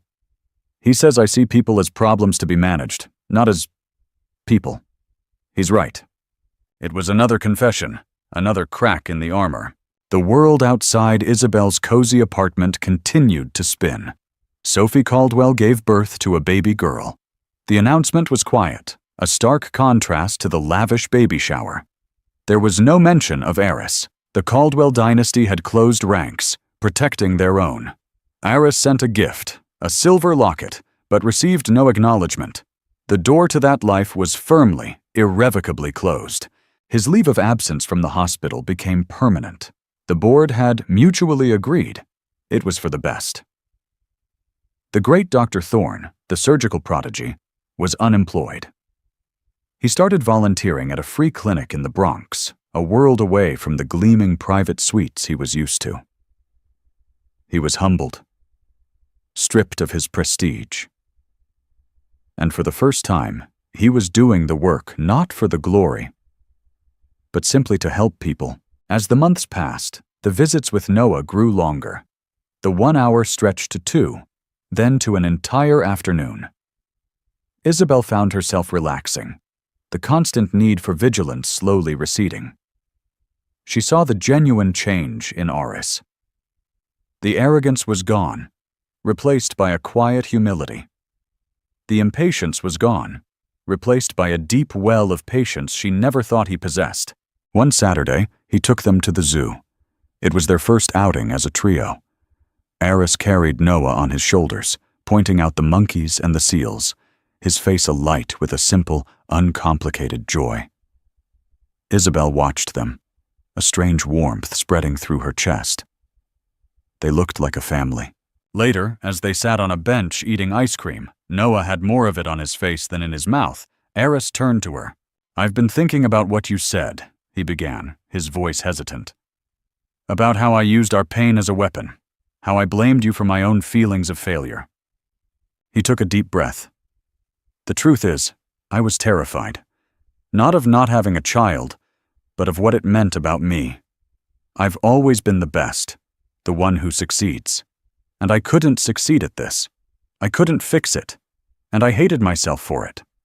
So I hated you instead, because it was easier." He finally looked at her, his gray eyes clear and full of a pain she recognized as her own. "It wasn't your failure, Isabel. It was mine. I failed you. I failed us. And I am so sorry." The apology was different this time. It wasn't the desperate plea of a broken man. It was the quiet, considered confession of a man who had finally faced his own demons. Tears welled in Isabel's eyes. But for the first time, they weren't tears of anger or grief. They were tears of release. A weight she hadn't even realized she was still carrying lifted from her shoulders. "Thank you for saying that, Eris," she whispered. The reconstruction was slow, painstaking work. It was building a new structure on a foundation of ruins. But for the first time, they were building it together. Not as husband and wife, but as two people bound by a shared love for a little boy, and a shared history they were finally beginning to understand. The past could not be erased, but perhaps, just perhaps, it could be redeemed. A year after Eris had fallen to his knees in her doorway, Isabel stood in a small, sun-drenched storefront in her Greenwich Village neighborhood. The scent of fresh paint and new books hung in the air. Large windows looked out onto the bustling street, and in the corner, near a brightly colored reading rug, stood a beautifully restored cherry wood rocking horse. This was her dream realized. The next chapter. The sign above the door read. It was a children's bookstore, a haven of stories and imagination she had built with the money from a settlement Aris had insisted upon. It wasn't alimony. He had called it restitution. He had liquidated several of his assets and given her a sum that was far more than any court would have awarded. "This is for Noah," he had said, "and for the dream I almost cost you." The opening day was a quiet affair, just friends and neighbors. Maya was there, arranging copies of Where the Wild Things Are, and beaming with pride. Lydia, now a regular presence in their lives, was there with her own toddler, who was happily sharing a cookie with Noah. They were a strange, cobbled-together family, but a family nonetheless. Aris arrived late, looking nervous. He was no longer the slick, celebrated surgeon. He was a man who worked at a community clinic, who drove a sensible sedan, and whose pockets were often filled with small, forgotten toys. He had found a new purpose, a quieter, more authentic one. He was, Isabel had to admit, a better man than the one she had married. He handed her a small wrapped gift. "A housewarming present," he said with a shy smile. She unwrapped it to find a first edition of The Velveteen Rabbit, her favorite childhood book. Tucked inside was a note. "You become. It takes a long time. That's why it doesn't happen often to people who break easily, or have sharp edges, or who have to be carefully kept. Generally, by the time you are real, most of your hair has been loved off, and your eyes drop out, and you get loose in the joints and very shabby. But these things don't matter at all, because once you are real, you can't be ugly, except to people who don't understand." He had underlined the last sentence. Tears sprang to her eyes. It was a perfect gift, a perfect sentiment. They had both been so carefully kept, so full of sharp edges, but life and love and loss had worn them down, made them shabby, and in the process had made them real. Later, after the last guest had left, Eris helped her clean up.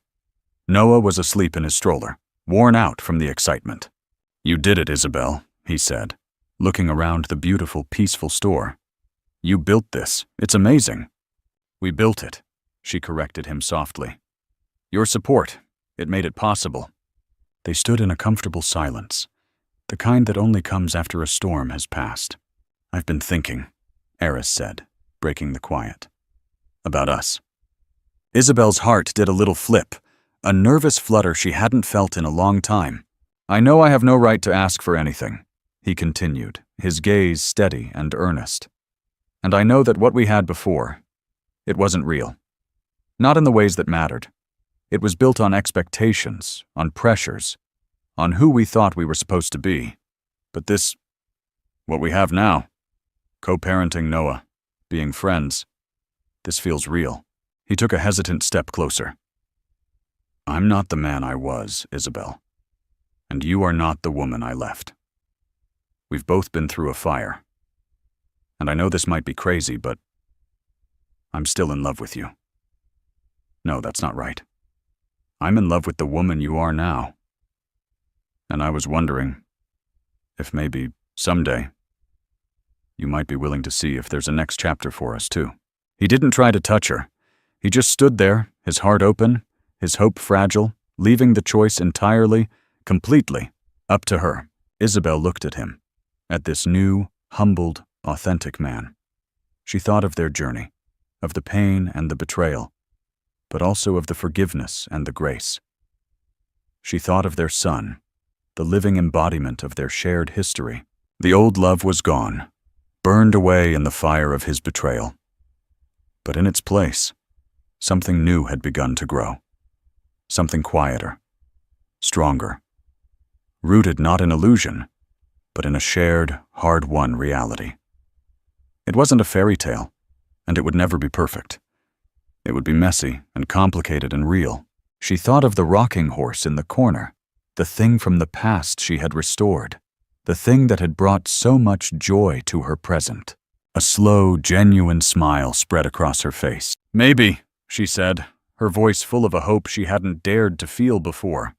"Maybe we can start with coffee and see what story we write next." It wasn't a yes, not yet. But it was a beginning. It was a promise of a future built not on ambition or pride, but on the steady, resilient, and authentic beating of two hearts that had been broken and had, against all odds, begun to heal. What a journey of resilience and the incredible power of truth. Isabel's story shows us that, even in our darkest moments, when we feel most humiliated and broken, we have the strength to rewrite our own narratives. It's a powerful reminder that true victory isn't about revenge, but about living authentically and fighting for the life you and your loved ones deserve. The most profound connections are often the ones we have to rebuild from the ground up, based on honesty and forgiveness. If Isabel's story of strength and unexpected twists moved you, please give this video a like and share it with someone who might need this message of hope. And don't forget to subscribe to the channel for more dramatic and inspiring stories every week. We'd love to hear your thoughts in the comments below. What happens when the life you meticulously built turns out to be a house of cards? He had it all: a thriving career, a stunning apartment, and a fiancée so perfect she was practically a work of art.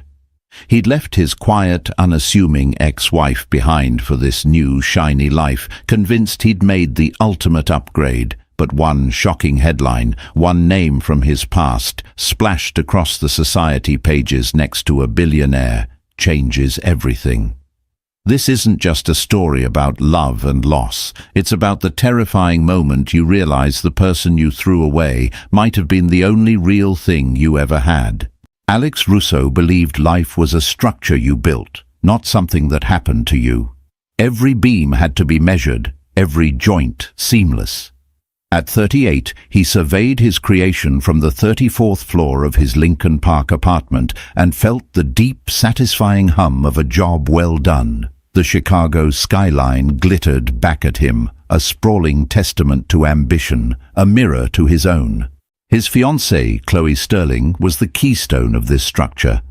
Tonight she was hosting a dinner party, and she moved through their minimalist, art-filled living space like a ballerina. She was all sharp, elegant angles and soft, calculated smiles. Her dress, a slip of emerald silk, clung to a figure honed by Pilates and discipline. She was, in a word, perfect. "Darling," she murmured, her hand grazing his lower back as she passed. "The Gallaghers are just raving about the caterer." Her voice was a low, melodic hum, the kind that made powerful men lean in. "You picked them, Chloe. Your taste is impeccable," Alex replied, squeezing her hand. It felt like the right thing to say, the line scripted for this scene. He was a senior partner at a prestigious architecture firm, and Chloe was a PR maven for luxury brands. They were a power couple, a brand unto themselves. Their friends, the Gallaghers and the Chengs, were cut from the same cloth: lawyers, surgeons, finance guys. The conversation was a smooth cocktail of market trends, Hamptons rentals, and charity galas. This was the life he had chosen. This was the life he had left Elena for. The thought of his ex-wife surfaced unbidden, a ghost at the feast. Elena Vance. Dr. Elena Vance, he corrected himself, though he rarely used her title. She was a child psychologist, a profession he'd once found noble but later saw as small.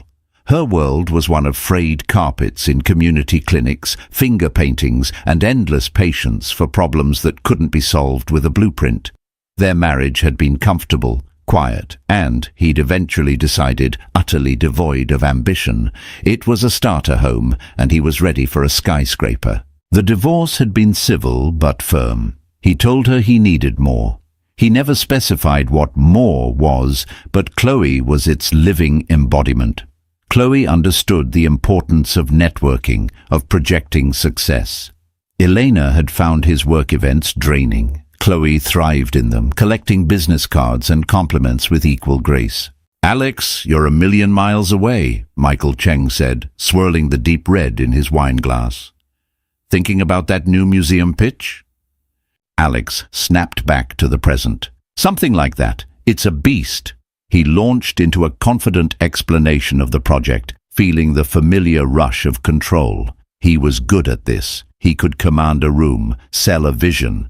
Later, as they were clearing the last of the crystal glasses, Chloe leaned against the marble island, her perfect smile finally showing a hint of fatigue. "It went well," she stated.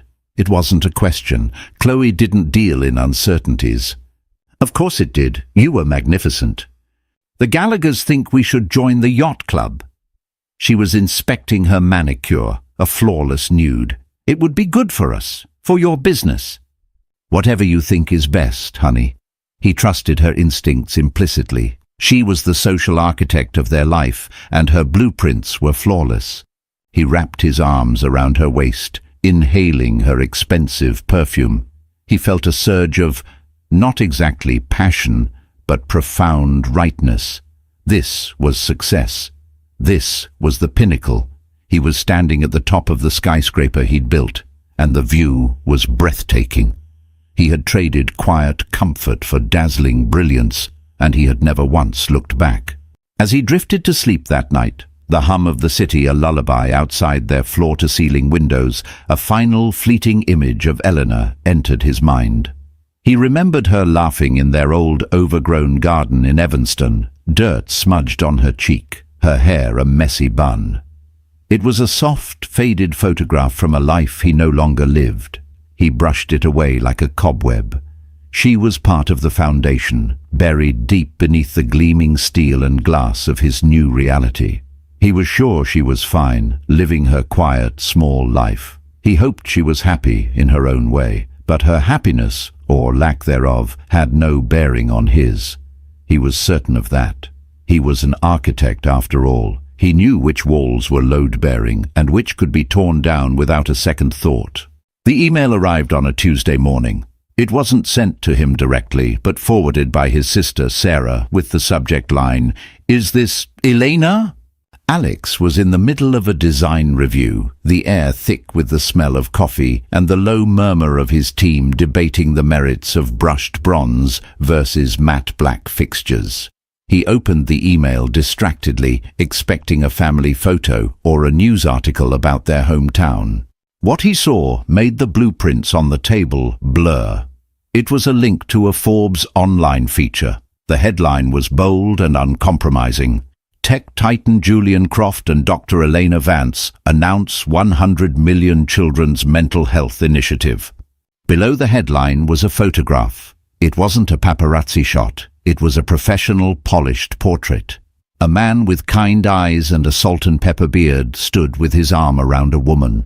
The man was Julian Croft, the reclusive, almost mythical founder of Omnicore, a man whose net worth was discussed in the same hushed tones as a nation's GDP. The woman was Elena. But it wasn't the Elena he remembered. The Elena in the photo was radiant. Her hair, which she used to pull back haphazardly, was styled in soft, sophisticated waves. She wore a simple but elegant navy blue dress that highlighted a confidence he had never seen in her. There was no trace of the harried, slightly apologetic woman he had left. The look in her eyes was direct, clear, and serene. She looked powerful. Alex read the first paragraph, his heart beginning to pound a strange, discordant rhythm against his ribs. Julian Croft, the visionary behind Omnicore, has long been a quiet force in philanthropy. But today he steps into the spotlight with his partner, Dr. Elena Vance, a leading developmental psychologist, to launch the Vanguard Initiative. The foundation aims to revolutionize pediatric mental health care access across the country. "This isn't my project," Croft stated in an exclusive interview. "This is Elena's vision, I'm just the guy lucky enough to help build the scaffolding. His partner, Elena's vision.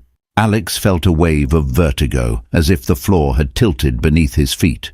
He scrolled down, past quotes from Elena discussing systemic challenges and innovative therapeutic models, her language sharp and academic. The article mentioned her recent publications, her guest lectures at the University of Chicago. It painted a portrait of a woman at the absolute peak of her profession, a woman he didn't recognize at all. "Alex, we need your sign-off on the lighting schematics," his junior Mark said, pulling him from the digital abyss. "Give me a minute," Alex snapped, his voice harsher than intended. He walked out of the conference room and into his glass-walled office, shutting the door. He leaned against it, pulling at the knot of his tie, which suddenly felt like a noose. His mind raced, a chaotic jumble of denial and confusion. Julian Croft? The man was practically royalty in the tech world. How? When? Elena hated those circles. She despised the posturing, the talk of valuations and burn rates. She was the one who read poetry and tended to a vegetable garden. A cold, ugly thought slithered into his mind. She's a gold digger. It was a base, defensive instinct, and he seized it. It had to be that. She had somehow schemed her way into this. But as he looked at the photo again, at the genuine warmth between her and Croft, the explanation felt hollow. Eleanor wasn't a schemer. She was the most earnest person he had ever known.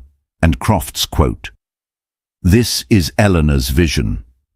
It wasn't about his money. It was about her work. The work Alex had dismissed as small. The office door opened and Chloe breezed in, holding 2 cups of coffee. "I was in the neighborhood and thought my brilliant fiancé needed a pick-me-up," she chirped, her smile perfectly bright. She set the coffee on his desk and then noticed his screen. "What's this?" She leaned in, her perfume enveloping him. Her eyes scanned the headline. Her smile didn't falter, but it froze, becoming something brittle and sharp. "Oh my God," she breathed. "Is that your Elena?" She said the name as if it were a foreign object in her mouth. "It is," Alex said, his voice flat. Chloe was silent for a long moment, her perfectly manicured finger tapping on his desk. She wasn't looking at Elena. She was looking at Julian Croft. Alex could almost see the calculations happening behind her crystalline blue eyes, the net worth, the social capital, the sheer scale of it all. "Well," she said finally, her voice tight with an emotion he couldn't quite place. It wasn't shock or sympathy. It was something closer to annoyance. "I suppose even a broken clock is right twice a day." She straightened up, smoothing her skirt. "Don't let it get to you, darling. It's a flash in the pan. We have the Architectural Guild Gala on Friday. I've already confirmed our table with the Vanderbilts. That's what matters." She blew him a kiss and walked out, leaving him alone with the glowing screen. A flash in the pan, the Vanderbilts.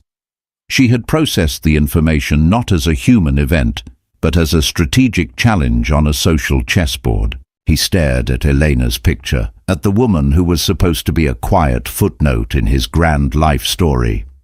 She had just hijacked the entire narrative, and for the first time in years, Alex Russo, the master architect, felt like he had no idea what the blueprint was anymore. The news of Elena and Julian Croft rippled through their social circle with the speed of a stock market crash. It wasn't overt. It was a series of subtle, unnerving shifts. It was the way people's eyes lingered on him a second too long at the country club. It was the forced brightness in their voices when they asked, "So have you seen what your ex is up to? How wonderful for her." Each mention was a paper cut. Alex found himself bracing for it in every conversation. He and Chloe were at a gallery opening in the West Loop, a chic, industrial space filled with the city's elite. Chloe was in her element, a vision in black, seamlessly navigating the crowd. Alex, however, felt like he was wearing an ill-fitting suit. "Alex, my boy!"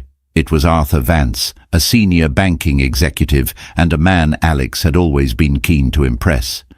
Just saw the news about your ex-wife. Astounding. Julian Croft is a game changer. She's done terribly well for herself. He clapped Alex on the shoulder, a gesture that felt less like camaraderie and more like pity. Yes, it's great news, Alex managed to say, his smile feeling like a cheap mask. You must be so proud, Arthur's wife Margaret chimed in, her eyes twinkling with insincere sympathy. Proud. The word lodged in his throat. He wasn't proud. He was something else.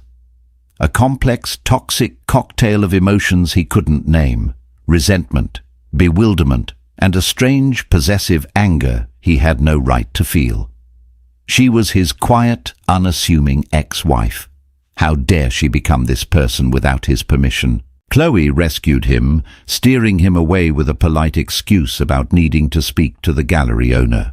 Stop letting it get to you, she hissed under her breath, her grip on his arm surprisingly tight. You look like a wounded puppy. It's a bad look. It's not that simple, Chloe.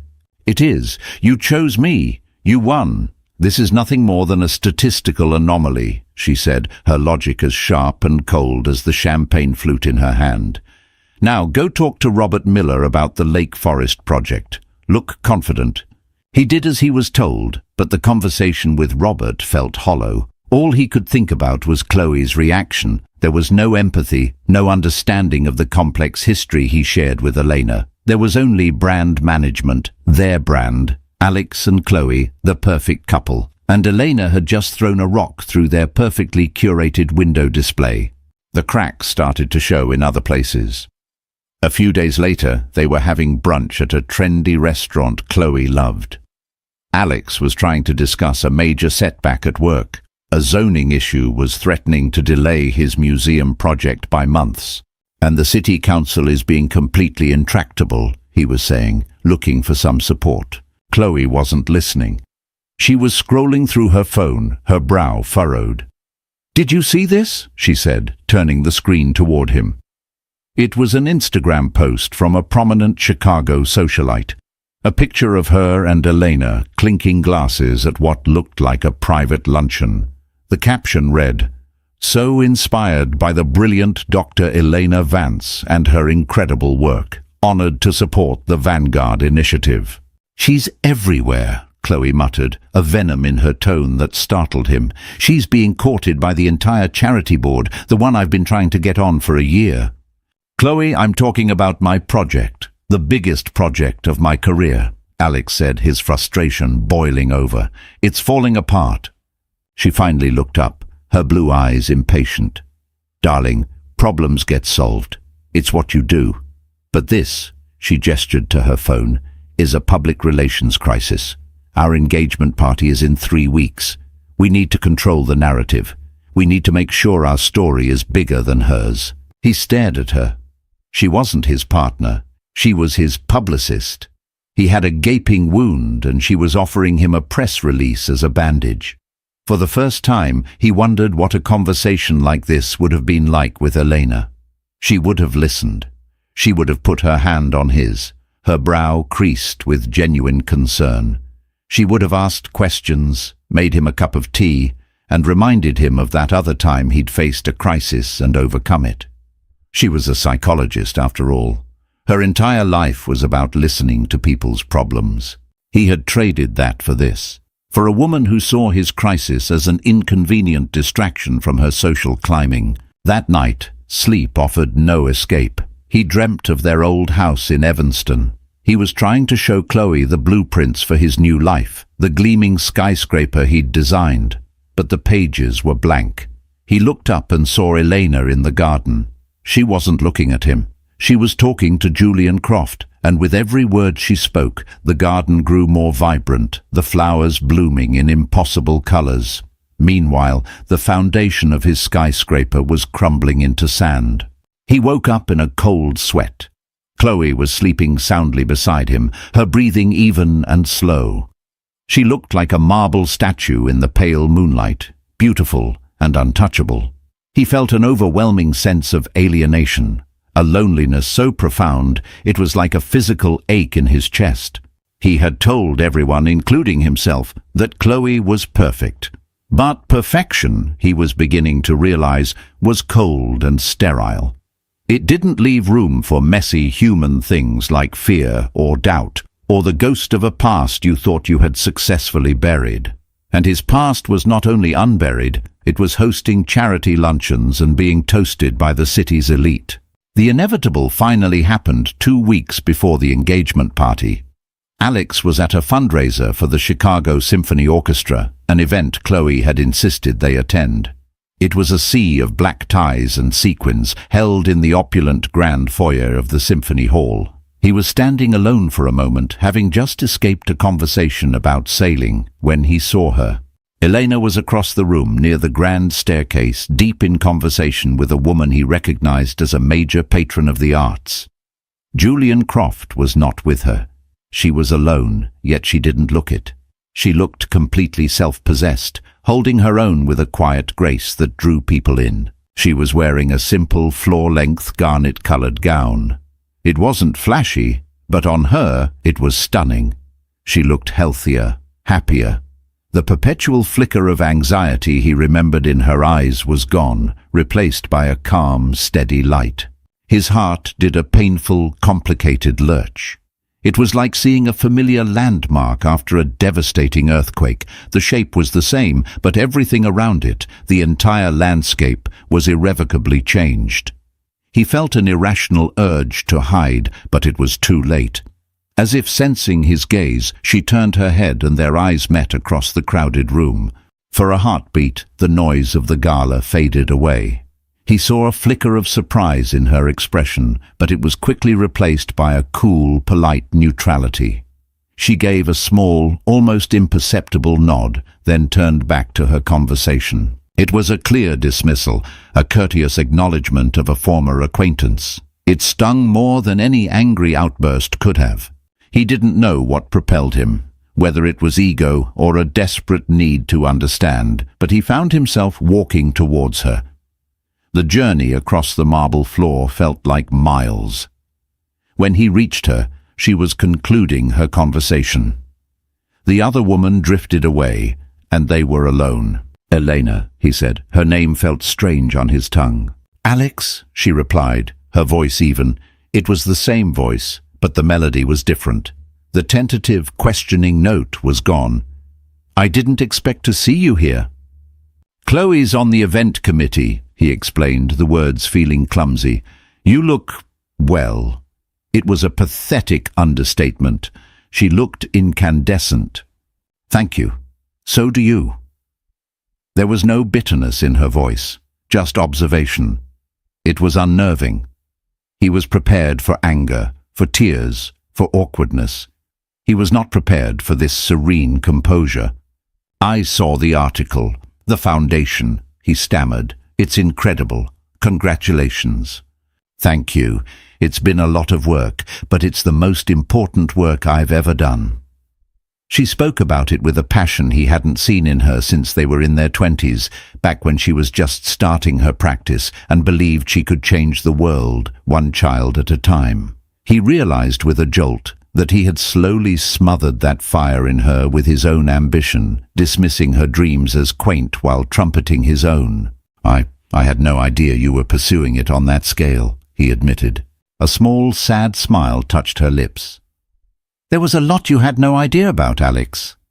The statement hung in the air between them, sharp and true. "You saw what you wanted to see."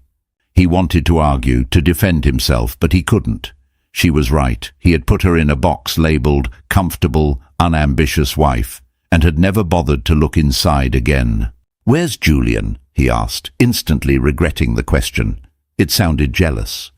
"He's in Zurich for a conference. He wanted to be here, but he's trusting me to represent the foundation." She said it so matter-of-factly.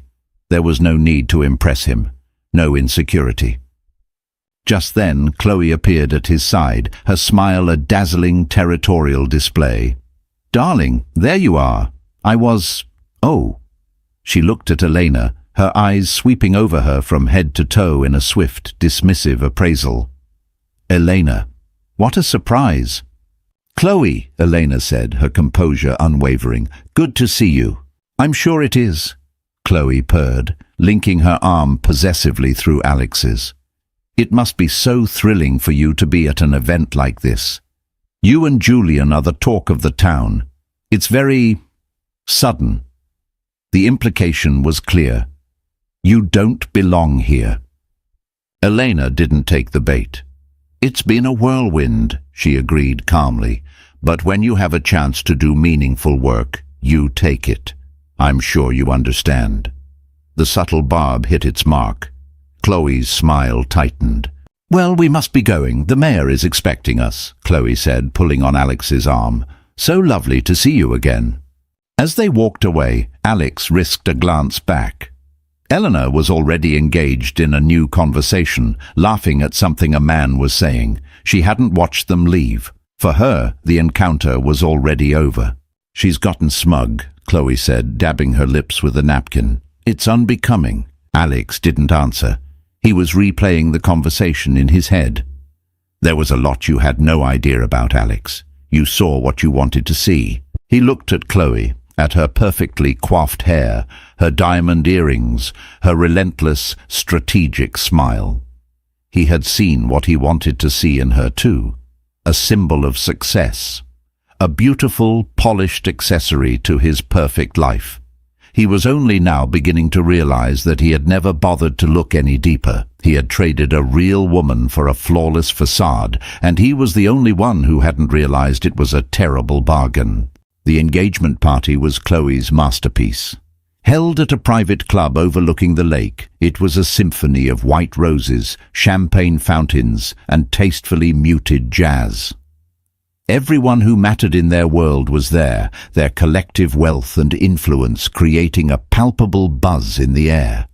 This was Chloe's answer to Elena's rise, a show of force, a declaration that she and Alex were still the premier couple, the ones to watch. Alex played his part. He smiled, he shook hands, he accepted congratulations with a practiced ease, but inwardly he was fracturing. Every conversation felt like a performance. Every laugh felt hollow. He felt like an actor in a play he no longer understood, wearing a costume that was 2 sizes too tight. He found himself watching Chloe. She was mesmerizing, a flawless hostess gliding from one influential guest to another. But he saw it differently now. He saw the way her eyes darted around the room, constantly assessing, networking. He saw the way her smile never quite reached her eyes when she spoke to someone she deemed unimportant. He saw the transactional nature of every single interaction. The breaking point came midway through the evening. They were standing with Chloe's parents, a formidable couple who looked at Alex with the cool appraisal of investors checking on their portfolio. I have to say, Chloe, her mother Eleanor said, I was worried for a moment. All this news about Alex's first wife, it was becoming rather loud. But this party is the perfect response. It's put the narrative firmly back where it belongs. Of course, Mother, Chloe said. It was a simple matter of crisis management. Alex felt a surge of nausea. His life, his past, his divorce, all reduced to a PR problem to be managed. It was hardly a crisis, Alex interjected, his voice tighter than he intended. All 3 of them turned to look at him, surprised. Darling, don't be naive, Chloe said with a light, condescending laugh. A woman of no background suddenly attached to one of the world's richest men. It reflects on you. It reflects on us. We had to remind people of your impeccable taste. She patted his chest. The condescension, the casual cruelty of her words, it was like a switch being flipped. The carefully constructed dam inside him broke. Excuse us, he said, taking Chloe by the elbow and steering her firmly toward a secluded terrace overlooking the dark, churning waters of Lake Michigan. Alex, what are you doing? I was talking to my parents, she hissed, yanking her arm away once they were outside. Your mother called my life a narrative. You called my past a crisis management problem, he said, his voice low and trembling with a rage he hadn't known he possessed. Is that all this is to you? A brand to be managed? Don't be so dramatic, she scoffed, wrapping her arms around herself. This is the world we live in. Image is everything. I thought you understood that. It's why you're with me." The truth of that statement hit him like a physical blow. She was right. He had chosen her for her image, for what she represented. "And what if the image is cracking?" he shot back. "What if I'm cracking, Chloe? My museum project is on the verge of collapse. I'm being professionally humiliated, and all you can talk about is what table we're sitting at and how Elena's good fortune is making us look bad." "Your project will be fine. You're Alex Russo," she said dismissively. "And of course I'm concerned about how we look. Our entire life is built on perception. Don't you get it? The right perception gets you the best projects, the best club memberships, the best life. We are building an empire, Alex. Don't be a liability." Liability. The word hung in the cold night air. He wasn't her partner. He was an asset, and he was depreciating. "My God," he whispered, the realization dawning in its full, horrifying clarity. "You don't love me. You have no idea who I am." Chloe let out a short, bitter laugh. "I know exactly who you are. You're a brilliant architect who wanted a woman who could match his ambition and build a world with him. You left your mousy little wife because she couldn't do that. I can. I am. This," she gestured back at the glittering party, "is what you wanted. So don't you dare get sentimental on me now just because she won the lottery." He stared at her, truly seeing her for the first time. The perfect features, the exquisite dress, the curated charm, it was all armor. Underneath was a ruthless strategist who saw love as a merger and marriage as an acquisition. He had been so blinded by the packaging that he had never bothered to check the contents. "That's where you're wrong," he said, his voice quiet but clear. "I didn't leave Elena because she wasn't ambitious. I left her because I was a coward. I was afraid my life wasn't going to be special enough, and I blamed her for it. But her life is special. It always was. I was just too blind and too arrogant to see it." Chloe's face, for the first time, lost its composure. A mask of cold fury settled over her features. "So what are you saying? You made a mistake?" The question hung between them, a precipice. The jazz music from the party seemed to mock them. He looked out at the dark lake, then back at the woman who was supposed to be his future. The skyscraper he thought they were building together was just a hollow facade, and a storm was coming. He didn't have an answer for her. Not yet. But he knew, with a certainty that chilled him to the bone, that the foundation of his perfect life had just crumbled to dust. The days after the engagement party were a study in glacial silence. Alex and Chloe moved around their apartment like two diplomats from warring nations, their conversations limited to terse, logistical necessities. The magnificent structure of their relationship had been revealed as a stage set, and neither of them knew how to act without the script. Alex felt like he was living in a fog. He went to work, sat in meetings, and stared at blueprints, but his mind was elsewhere. It was excavating the ruins of his marriage to Elena, trying to pinpoint the exact moment he had made such a catastrophic miscalculation. He needed to talk to someone who knew the before version of him, someone who had seen him with Elena. He called his sister Sarah. They met at a small, unassuming diner in her neighborhood, a place with worn vinyl booths and the smell of old coffee, a world away from Chloe's curated restaurants. Sarah, a practical, no-nonsense ER nurse, took one look at his face and said, "Good God, Alex, you look like hell." He gave a weak smile. "I feel like I'm in it." He told her everything. He confessed his shallow motivations for leaving Elena, his ego-driven pursuit of a perfect life with Chloe. He described the disastrous engagement party, Chloe's cold, strategic view of their relationship, and the unnerving encounter with the new, confident Elena. Sarah listened patiently, stirring her coffee. She had always liked Elena, a fact she'd never hidden. When he was finished, she was quiet for a long moment. "You know," she said finally, "I never understood why you left her. I mean, I heard your reasons. You'd grown apart. You wanted different things. It all sounded like corporate jargon for a breakup." "I convinced myself it was true," Alex admitted, his voice hoarse. I told myself she was holding me back, that her world was too small. Her world wasn't small, Alex. It was deep, Sarah corrected him gently. She was dealing with kids who'd seen things you can't even imagine. She was saving lives in her own way. You were building beautiful buildings, which is great, but she was rebuilding shattered children. Which one is smaller? The question landed like a punch. He had never once thought of it that way. He'd measured her success by the square footage of her office and the prestige of her title, not by the impact of her work. Remember that time you lost the bid for the waterfront project? About a year before you left her? Sarah asked. Alex winced at the memory. It had been his first major solo project, and losing it had been a devastating blow to his ego. Yeah, I was a wreck. You were, Sarah agreed. You moped around for weeks. But do you remember what Elena did? She didn't tell you to get over it or network harder.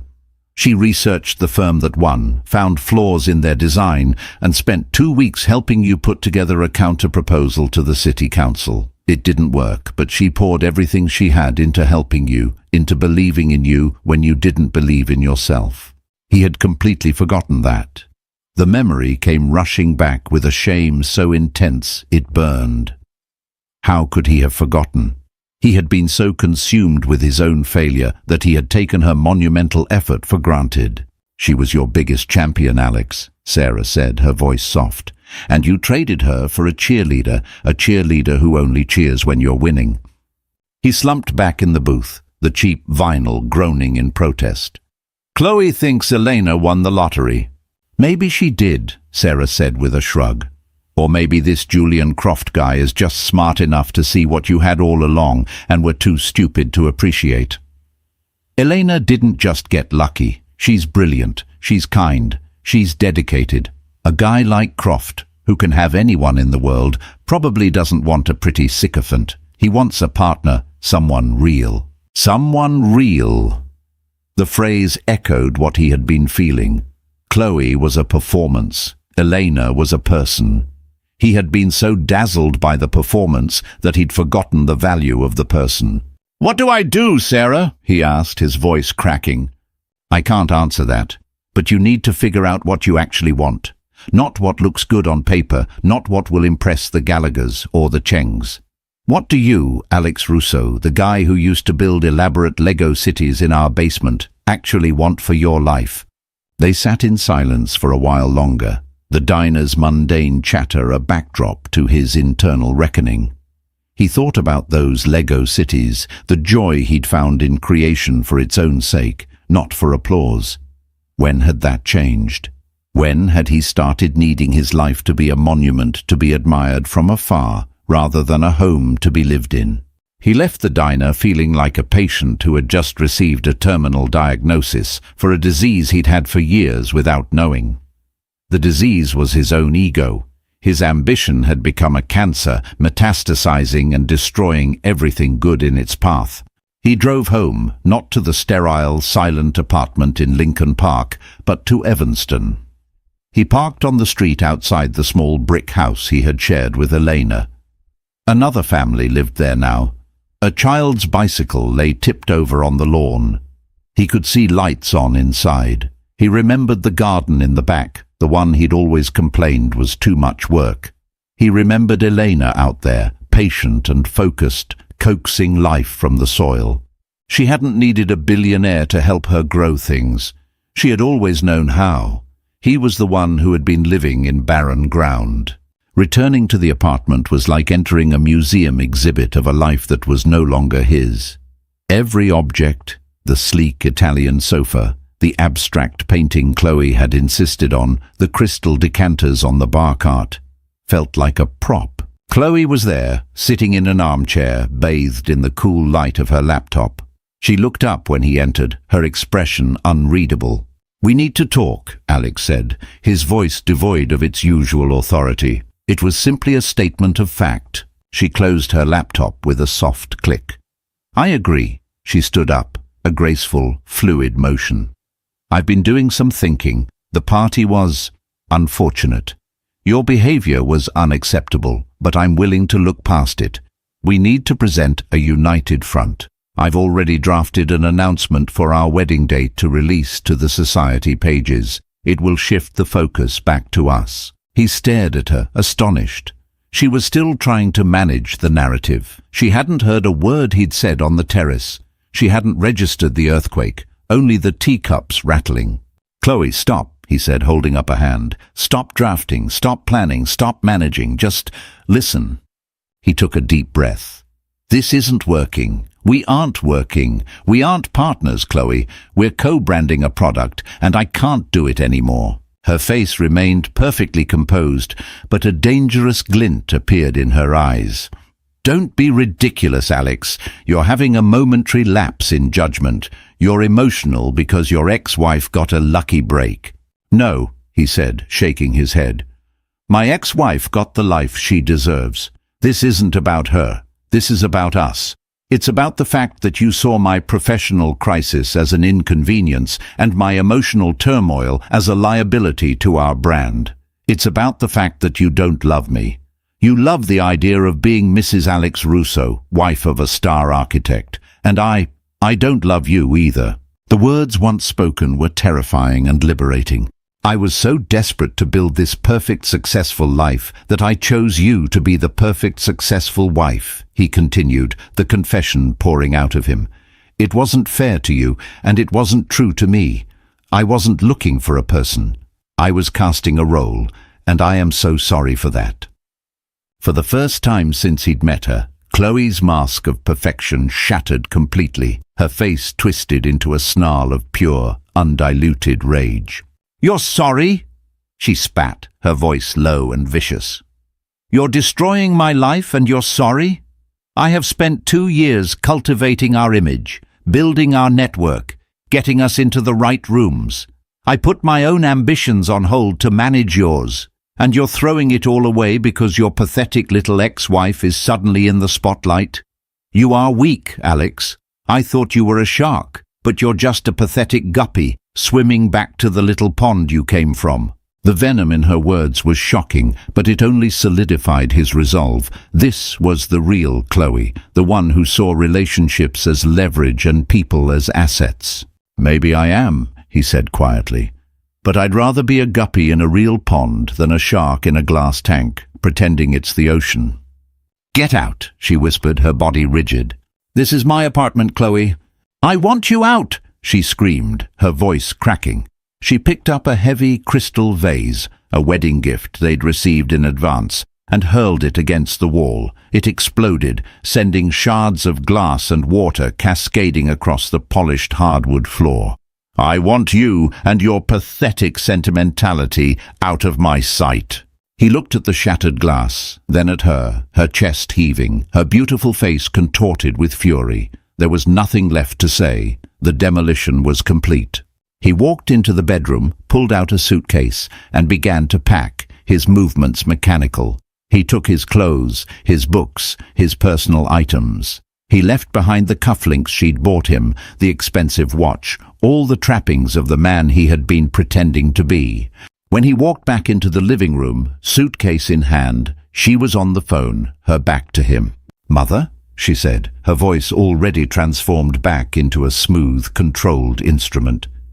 "There's been a change of plans. No, everything's fine. It's just Alex's firm is transferring him to their London office. It's an incredible opportunity, but the timing is difficult. We've decided to postpone the wedding indefinitely." "Yes, a shame. I'll handle the announcements." He stood there for a moment, listening to her spin a new narrative, effortlessly turning their breakup into another calculated PR move. She was already rebuilding, laying a new foundation over the rubble. He walked out the door and didn't look back. The satisfying click of the lock behind him was the sound of his own liberation. He was homeless, single, and his career was in jeopardy. His perfect life was in ruins, and he had never felt so relieved. 6 months passed. Autumn bled into a brutal Chicago winter, which eventually gave way to the tentative green shoots of spring. For Alex, it was a season of quiet reconstruction. He didn't move to London. He moved into a small, functional apartment in a neighborhood that didn't require a key card for entry. He resigned from his partnership at the firm, taking a senior designer position at a smaller, more innovative company that focused on sustainable, community-oriented projects. The pay cut was significant, but the work felt meaningful for the first time in years. He wasn't building monuments to wealth anymore. He was designing libraries and community centers. He was building places for people, not for magazine spreads. He went to therapy. He sat in a quiet room that smelled faintly of lemon and dust and talked about his father's relentless ambition, his own deep-seated fear of being ordinary, and the colossal arrogance that had led him to treat Elena's heart like a disposable draft. It was grueling, humbling work. It was the hardest thing he had ever built. He rarely heard about Chloe. He knew from a former colleague that she was now dating a hedge fund manager, an older, wealthier man. He imagined she was thriving, her narrative seamlessly rewritten. He felt no anger towards her, only a distant pity for the man who was now cast in her play. He heard about Elena even less. The Vanguard initiative was a quiet, massive success. It was changing laws, funding clinics, and becoming the new standard in pediatric mental health care. Her work spoke for itself. She didn't need the society pages anymore. One breezy Saturday in May, Alex was walking through Lincoln Park, not far from his old apartment. He was sketching in a notebook, an old habit he'd revived, trying to capture the lines of a blossoming magnolia tree. He looked up, and there she was. Elena was walking on a nearby path with Julian Croft. They were holding hands, their fingers loosely intertwined. She was laughing, her head thrown back, a sound he dimly remembered but which now seemed richer, more resonant. Julian was looking at her, not with adoration, but with a deep, easy-going affection. They looked like two people who had found their exact right place in the world, and that place was next to each other. Alex's breath caught in his chest.